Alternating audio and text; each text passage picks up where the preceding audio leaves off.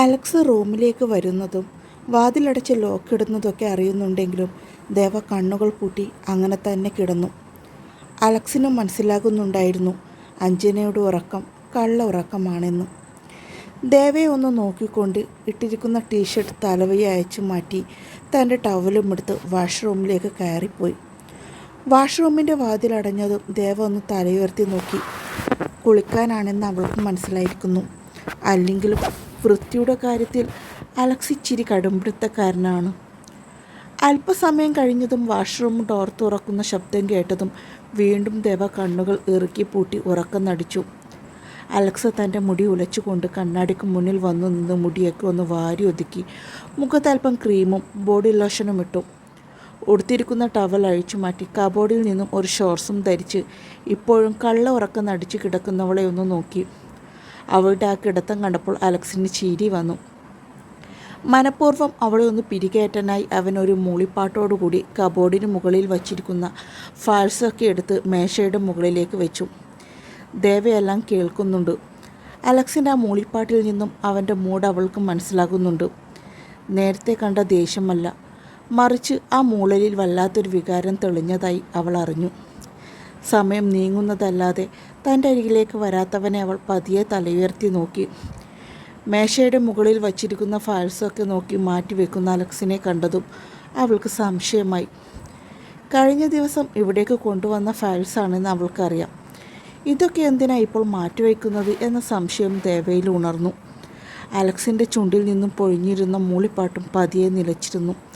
ദേവ പതിയെ ബെഡിൽ നിന്നും ഇറങ്ങി അലക്സിൻ്റെ പുറകിൽ വന്നു നിന്നു. അവൻ ഇപ്പോഴും ഫയൽസ് തിരിച്ചും മറിച്ചും നോക്കുകയാണ്. അല്പസമയം ദേവ അവൻ്റെ പിന്നിലൂടെ അവൻ ചെയ്യുന്നതൊക്കെ നോക്കി നിന്നു. അലക്സിനും മനസ്സിലാകുന്നുണ്ട് തൻ്റെ പിറകിൽ വന്നവളുടെ സാന്നിധ്യം. എന്നാൽ അവൻ തിരയുന്നതിൽ തന്നെ ശ്രദ്ധ കേന്ദ്രീകരിച്ചു. ഇതെന്തിനാ ഇപ്പോൾ എല്ലാം എടുത്തു നോക്കുന്നേ? ദേവ തന്നെ സംസാരത്തിന് തുടക്കമിട്ടു. അറിയാനുള്ള വ്യഗ്രത അവളിൽ കൂടി വരികയായിരുന്നു. അലക്സ് ദേവയെ ഒന്ന് തിരിഞ്ഞു നോക്കി വീണ്ടും ഫയലിൽ ശ്രദ്ധ കേന്ദ്രീകരിച്ചു. ദേവ അലക്സിൻ്റെ പിറകിൽ നിന്നും അല്പം മുന്നോട്ട് നിന്നു. എന്തിനായി ചെയ്യാ ഇതൊക്കെ ഇപ്പോൾ എടുത്തത്? അവൻ ചെയ്യുന്നത് നോക്കി വീണ്ടും ദേവ ചോദിച്ചു. 1-2 ദിവസത്തിനുള്ളിൽ തിരികെ ജോയിൻ ചെയ്യേണ്ടി വരും. ദേവയ്ക്ക് മറുപടി നൽകിക്കൊണ്ട് അവൻ വീണ്ടും ഫയൽസ് ഓരോന്നും നോക്കാൻ തുടങ്ങി. 1 മാസം ലീവുണ്ടെന്ന് പറഞ്ഞിട്ട് തന്നെ തനിച്ചാക്കി പോകുന്നതിനുള്ള ഒരു സങ്കടം അവളുടെ വാക്കുകളിൽ തങ്ങി നിന്നു. ഞാൻ മുമ്പ് അന്വേഷിച്ചിരുന്ന കേസാണ്. ഏകദേശം ക്ലോസ് ചെയ്ത കേസായിരുന്നു. ആ കേസ് വീണ്ടും കുത്തിപ്പൊക്കിയിട്ടുണ്ട്. എനിക്ക് തിരികെ ജോയിൻ ചെയ്താലേ മതിയാകും. ഗൗരവത്തോടെ അലക്സ് ദേവയ്ക്ക് മറുപടി നൽകി. അല്ലെങ്കിലും ഒഫീഷ്യൽ കാര്യങ്ങൾ വന്നാൽ അവന് കളിതമാശയൊന്നുമില്ല. എന്നും ഒരു പെർഫെക്റ്റ് പോലീസ് ഉദ്യോഗസ്ഥനായിരുന്നു ACP അലക്സ് പോൾ. അപ്പോൾ ഇന്ന് തിരികെ ക്വാർട്ടേഴ്സിലേക്ക് പോകുന്നുണ്ടോ? ദേവയുടെ ആ ചോദ്യത്തിൽ അലക്സ് ഫയലിൽ നിന്ന് മുഖമുയർത്തി അവളെ ഒന്ന് നോക്കി. അവളുടെ കണ്ണുകളിലെ പ്രതീക്ഷ അതവൻ വ്യക്തമായി കാണുകയും ചെയ്തു. പോകണം, അലക്സ് ദേവയോട് പറഞ്ഞുകൊണ്ട് വീണ്ടും ഫയലിലേക്ക് മുഖം പൂഴ്ത്തിയതും ദേവയിൽ വല്ലാത്തൊരാശ്വാസം നിറഞ്ഞു. അല്ലെങ്കിലും ഈ വീട്ടിൽ നിൽക്കുവാൻ അവൾക്ക് ഇഷ്ടമല്ലായിരുന്നു. പ്രത്യേകിച്ച് ലിസിയുടെ കുത്തുവാക്കുകളും പോരാത്തതിന് റോസിൻ്റെ രൂക്ഷമായ നോട്ടം, അതൊന്നും അവളെ കൊണ്ട് കാണാനും കേൾക്കാനും വയ്യായിരുന്നു. പക്ഷേ ഇച്ചാനു വേണ്ടി, ഇച്ചാനൊന്നും നഷ്ടപ്പെടാതിരിക്കാൻ വേണ്ടി സ്വയം എല്ലാം സഹിക്കാൻ ഒരുങ്ങുകയായിരുന്നു ആ പെണ്ണ്. ഞാനെല്ലാം എടുത്തു വയ്ക്കട്ടെ? ദേവയിൽ വല്ലാത്തൊരു ധൃതി കൂടി. അത് വ്യക്തമായി അലക്സിന് മനസ്സിലാവുകയും ചെയ്തു. പക്ഷേ അവൻ മുഖമുയർത്തി അവളെ നോക്കിയിരുന്നില്ല. ഒരു മൂലയിൽ അവൾക്ക് മറുപടി നൽകി. അല്ലെങ്കിലും ഈ കുറച്ചു മാസങ്ങൾ കൊണ്ട് ദേവാഞ്ജന എന്ന പെണ്ണിനെ അവന് വ്യക്തമായി മനസ്സിലായിരിക്കുന്നു. തനിക്ക് വേണ്ടി, തൻ്റെ നല്ലതിന് വേണ്ടി, തൻ്റെ ആഗ്രഹങ്ങൾക്ക് വേണ്ടി, തനിക്കൊന്നും നഷ്ടപ്പെടാതിരിക്കാൻ വേണ്ടി അവളുടെ ആഗ്രഹങ്ങളും സ്വപ്നങ്ങളും ഇഷ്ടങ്ങളും മാറ്റിവെക്കുകയായിരുന്നുവെന്ന് അവനറിയാം.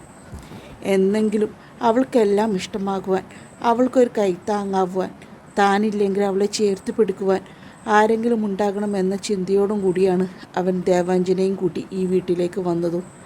ആദ്യമൊക്കെ പ്രശ്നങ്ങൾ ഉണ്ടാകുമെന്ന് അലക്സിനറിയാം. പക്ഷേ പതിയെ ദിനങ്ങൾ കടന്നു പോകുമ്പോൾ എല്ലാം മാറി തുടങ്ങുമായിരിക്കുമെന്ന പ്രതീക്ഷയായിരുന്നു അവളെയും കൂട്ടി വീണ്ടും വരാനുള്ള കാരണം. പക്ഷേ ഇത്ര പെട്ടെന്ന് ഇങ്ങനെയൊരു കൂടുമാറ്റം അവൻ പ്രതീക്ഷിച്ചതുമല്ല.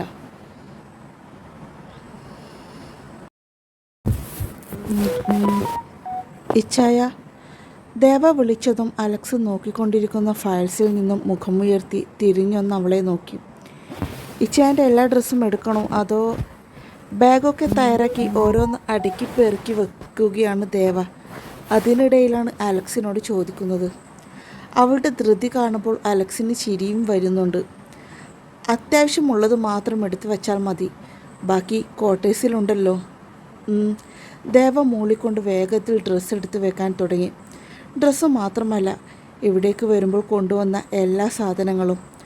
ഫയൽസൊക്കെ കറക്റ്റ് ചെയ്ത് മറ്റൊരു ഫയലിലെല്ലാം അടുക്കി പൊറുക്കി വെച്ച് ബാക്കിയുള്ളതൊക്കെ കബോർഡ് തുറന്നെടുത്ത് വെച്ച് ബാത്റൂമിൽ പോയി അലക്സ തിരികെ വരുമ്പോഴും കാണുന്നത് എല്ലാം കെട്ടിപ്പെറുക്കി വയ്ക്കുന്ന ദേവയാണ്. കഴിഞ്ഞില്ലേ? ഇതിന് മാത്രം നമ്മളിവിടേക്ക് സാധനങ്ങൾ കൊണ്ടുവന്നിരുന്നോ? ചോദിച്ചുകൊണ്ട് ദേവ മടക്കി വെക്കുന്ന ഡ്രസ്സിൽ ഒരെണ്ണം എടുത്ത് അവനും മടക്കി വെക്കാൻ തുടങ്ങി. ഇനി ഇവിടേക്ക് തിരികെ വരില്ലല്ലോ, അപ്പോൾ പിന്നെ എല്ലാം എടുക്കാമെന്ന് കരുതി. അപ്പോൾ തനിക്ക് ഇവിടെ ഇഷ്ടമല്ല അല്ലേ? അലക്സ് ചോദിച്ചതും അപ്പോഴാണ് ദേവയും മനസ്സിലാക്കുന്നത് താൻ ഇത്രയും നേരം പറഞ്ഞതും പ്രവർത്തിച്ചതും. അവൾ പതിയെ തലയുയർത്തി അലക്സിനെ നോക്കി. ആ നോട്ടത്തിൽ കള്ളത്തരം തെളിഞ്ഞിരുന്നു. ചമ്മൽ മറച്ചു വച്ചിരുന്നു. എനിക്കറിയാം അഞ്ജന, തനിക്കിവിടെ ഇഷ്ടമല്ലെന്ന്. എന്നാ ചെയ്യാനാ? നിനക്കൊരു ഐഡൻറ്റിറ്റി ഉണ്ടാക്കാൻ ഞാൻ ശ്രമിച്ചു. അലക്സിൻ്റെ ഭാര്യ. അത് നാലാൾക്ക് മുന്നിൽ മാത്രം പറയാനുള്ളതല്ല, ലോകവും അറിയേണ്ടതാണ്. ഇല്ലെങ്കിൽ നാളെ പിന്നെ. ബാക്കി പറയാതെ അലക്സ് തന്നെ ഉറ്റുനോക്കുന്നവളെ തിരിച്ചു നോക്കി. ഇച്ഛായൻ എന്താ ഉദ്ദേശിക്കുന്നതെന്ന് എനിക്കറിയാം. ഇച്ഛായൻ ഒരു കാര്യം ഓർക്കണം, എനിക്ക് തനിച്ച് ജീവിക്കാനാവും. എന്നെ ഒഴിവാക്കി ഇച്ഛായൻ പോയാലും ഞാൻ ജീവിക്കും. അതിനുള്ള സാമ്പത്തിക സ്ഥിതിയും മനസ്സും എനിക്കുണ്ട്. പിന്നെ ഇച്ഛായൻ പറയുന്ന ഐഡൻറ്റിറ്റി ലീഗലിയും ദൈവത്തിൻ്റെ മുന്നിലും എനിക്ക് കിട്ടിയിട്ടുണ്ട്. അത് മതി എനിക്ക്. അവിടെ എന്നെ ഇഷ്ടമല്ലാത്ത, എന്നെ സ്വീകരിക്കാൻ തയ്യാറാകാത്ത കുടുംബം വേണമെന്നില്ല. പക്ഷേ ഞാനെല്ലാം സഹിക്കും, ക്ഷമിക്കും. ഇച്ഛായന് വേണ്ടി. എനിക്ക് ഇച്ഛായനെ വേണം, അതിനു വേണ്ടി മാത്രം. പറഞ്ഞു കഴിയുമ്പോൾ ദേവയിൽ ആത്മവിശ്വാസം ഉണർന്നിരുന്നു. ഒരുപക്ഷെ മനസ്സിൽ സ്വരുക്കൂട്ടിയ വാക്കുകളാകാമത്. അല്ലെങ്കിൽ തന്നിൽ അടിച്ചമർത്തുന്ന, തന്നെ സ്വീകരിക്കണമെന്ന് വാശി പിടിക്കുന്ന അലക്സിൻ്റെ മനസ്സിൽ ചെറു അനക്കം കൊണ്ടുവരാൻ അവൾ ശ്രമിച്ചതാകാം. അവളുടെ വാക്കുകൾക്ക് മൂർച്ചയുണ്ടായിരുന്നു. മുന്നോട്ട് എന്ത് എന്ന ചോദ്യവും ഇരുവിട്ടാകാം അവളുടെ വാക്കുകളിൽ മൂർച്ചയേറിയതും. ഒരു വേള അലക്സ് ദേവയെ തന്നെ നോക്കുകയായിരുന്നു. ആ പഴയ അഞ്ജനയെ അവൻ കണ്ടു. തന്നോട് വഴക്കിട്ടിരുന്ന, എതിരഭിപ്രായം പറഞ്ഞിരുന്ന, എന്തിനു മുഖത്ത് നോക്കി മറുപടി പറയുന്ന ആ അഞ്ജനയെ. പക്ഷേ ഇച്ഛായനില്ലാതെ എനിക്ക് ജീവിക്കാൻ കഴിയില്ല. മനസ്സുണ്ട് മുന്നോട്ടൊരു ജീവിതം നയിക്കാൻ. പക്ഷേ ആ ജീവിതത്തിനൊപ്പം ഇച്ഛായനും ഉണ്ടാവണം എന്ന് മാത്രം. അതിനു മാത്രം ദേവ എന്തും സഹിക്കും. ഇഷ്ടമില്ലാത്തതും ഇഷ്ടപ്പെടും. കുത്തുവാക്കുകളും കേൾക്കും. Because I love you. Deva പറഞ്ഞു തീരേണ്ട താമസം അലക്സ് അവളുടെ കയ്യിൽ പിടിച്ച് തന്നിലേക്ക് ചേർത്ത് പിടിച്ചു. അതോടൊപ്പം അവളുടെ ചുവന്ന് തുടുത്തിരിക്കുന്ന ചുണ്ടുകളെ അവൻ ആഴത്തിൽ നുണഞ്ഞെടുക്കുകയും ചെയ്തു. വല്ലാത്തൊരു അഭിനിവേശത്തോടെ, ഭ്രാന്തത്തോടെ ആ പെണ്ണിൻ്റെ മാറുകളെ ഞെരിച്ചെരിച്ചുകൊണ്ട് അവളുടെ ശരീരത്തിൽ മറ്റു പലതും തേടിയുള്ള അലച്ചലോടെ അവൻ ആ ചുംബനത്തെ പൂർണ്ണതയിൽ എത്തിച്ചു. അലക്സിൻ്റെ പെട്ടെന്നുള്ള നീക്കത്തിൽ ദേവ ഒന്ന് പിടഞ്ഞു പോയെങ്കിലും ആ ചുംബനത്തിൻ്റെ മാധുര്യത്തിൽ അവളും ലയിച്ചു പോവുകയായിരുന്നു. അവളുടെ മൃദുലതയിലും നിതംബത്തിലും അലയുന്ന അവൻ്റെ കൈകൾ അവൾ അറിയുന്നു. അവളും അവനിൽ പലതും തേടുന്നു. ചുംബനം ദീർഘനേരം നീണ്ടു. ഒരുപക്ഷെ ആ പെണ്ണിനോടുള്ള സ്നേഹത്തിലുപരി അഭിമാനത്തോടെയായിരുന്നു അവളെ അവൻ തന്നിലേക്ക് അടുപ്പിച്ചത്. ദേവാഞ്ജന എന്ന പെണ്ണ് എത്രമാത്രം തന്നെ ഇഷ്ടപ്പെടുന്നു എന്ന് അലക്സ് മനസ്സിലാക്കിയ നിമിഷങ്ങളായിരുന്നു അത്. അതുകൊണ്ട് തന്നെ അവൻ്റെ ചുംബനത്തിലും സ്പർശനത്തിലും വല്ലാത്തൊരു അനുഭൂതി നിറയുന്നുണ്ടായിരുന്നു. ചുംബിച്ചുകൊണ്ട് അവളെ പതിയെ എടുത്തുയർത്തി ബെഡിലേക്ക് കിടത്തിയിരുന്നു അലക്സ്. ചുംബനത്തിനു പുറമെ അവളിലേക്ക് അലിഞ്ഞു ചേരാനുള്ള വേഗതയും അവൻ്റെ മനസ്സിനെയും ശരീരത്തെയും വന്നുകൂടി. അവളുടെ മൃദുലത്തെ തടച്ചുടച്ച് അവളിലേക്ക് അലിഞ്ഞു ചേരാനുള്ള വ്യഗ്രതയിൽ അവളുടെ ചുരിദാർ ടോപ്പിൻ്റെ സിപ്പ് വലിച്ചു താഴ്ത്തിയതും അതേ നിമിഷമായിരുന്നു വാതിലിൽ നിർത്താതെയുള്ള മുട്ട് കേട്ടതും. ശബ്ദമുയർന്നതും ദേവയുടെ ദേഹത്തു നിന്നും അലക്സ് ദേഷ്യത്തോടെ എഴുന്നേറ്റു. പ്രണയം തുടിച്ചിരുന്ന കണ്ണുകളിൽ ഇപ്പോൾ കോപാഗ്നി തെളിയുകയാണ്. അവൻ ഇപ്പോഴും ബെഡിൽ വിവശതയോടെ കിടക്കുന്ന തൻ്റെ പെണ്ണിനെ നോക്കി. അവളുടെ കണ്ണുകളിൽ ഇപ്പോഴും അവനോടുള്ള പ്രണയം തുടിക്കുകയാണ്. അവനിൽ അലിഞ്ഞു ചേരാനുള്ള മോഹം ഉയരുകയാണ്. അത് വ്യക്തമായി അലക്സിന് മനസ്സിലാകുന്നുമുണ്ട്. അവൻ പതിയെ ദേവയുടെ ദേഹത്തേക്ക് ഒന്നുകൂടി അമർന്നുകൊണ്ട് അവളുടെ ചുണ്ടുകളെ കവരാൻ നോക്കിയതും അതേ നിമിഷം വീണ്ടും വാതിലിൽ മുട്ടു തുടർന്നു.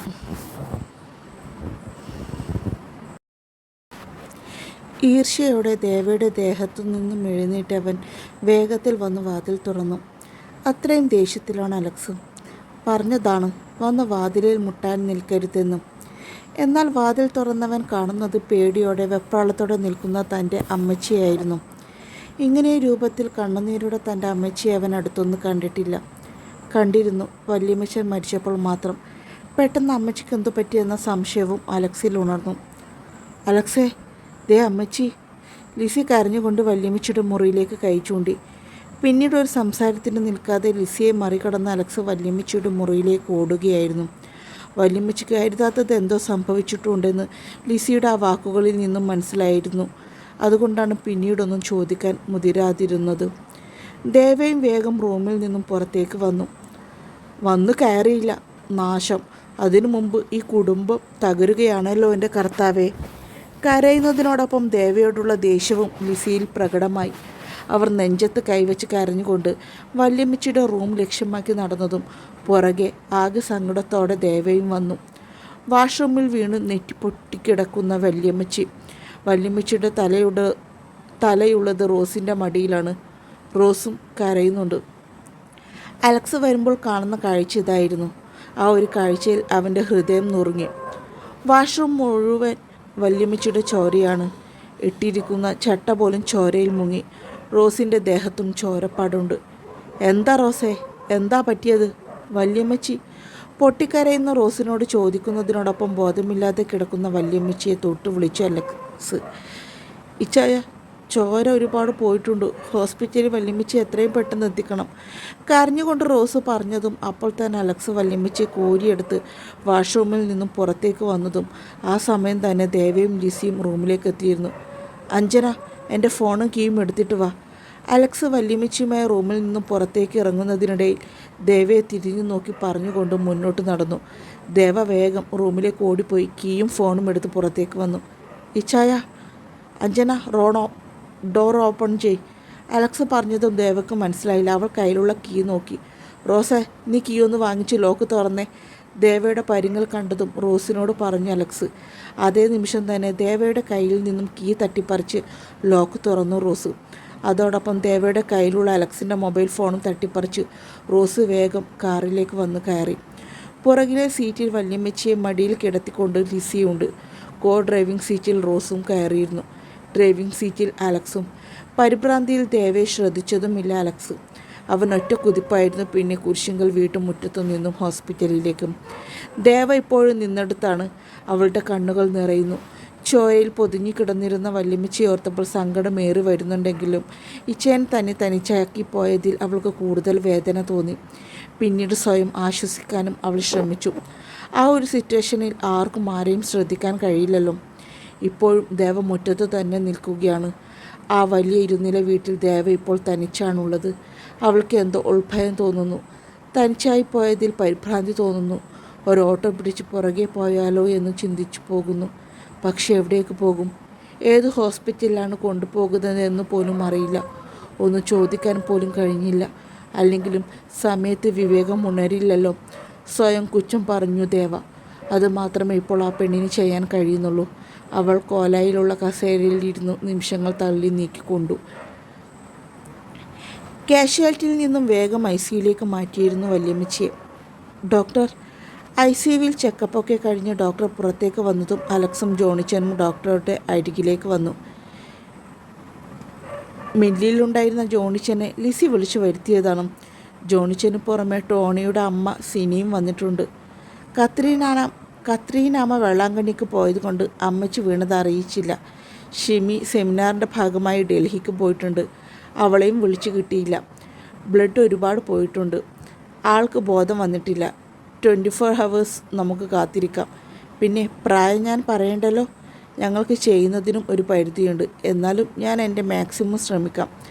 അത്രയും പറഞ്ഞ് ഡോക്ടർ അവരുടെ അരികിൽ നിന്നും നീങ്ങിയതും ലിസി പൊട്ടിക്കരഞ്ഞുകൊണ്ട് റോസിൻ്റെ ദേഹത്തേക്ക് വീണു. കരയല്ലേ അമ്മച്ചി. വല്യമ്മച്ചിക്കൊന്നും സംഭവിക്കില്ല. റോസ് കണ്ണുനീരോടെ പറഞ്ഞതും അലക്സിൻ്റെ നെഞ്ചൊന്ന് നീറി. എന്നതാ ലിസി സംഭവിച്ചത്? അറിയില്ല ഇച്ചായ. അമ്മച്ചി ഉറക്കെ കരയുന്ന ശബ്ദം കേട്ടാണ് ഞാൻ ഓടിയെത്തത്. അപ്പോഴേക്കും റോസും മോളും എത്തിയിരുന്നു. ജോണിച്ചനോട് പറഞ്ഞുകൊണ്ട് വീണ്ടും ഉറക്കെ കരയാൻ തുടങ്ങി ലിസി. അത് കണ്ടതും സിനിയും കരയാൻ തുടങ്ങി.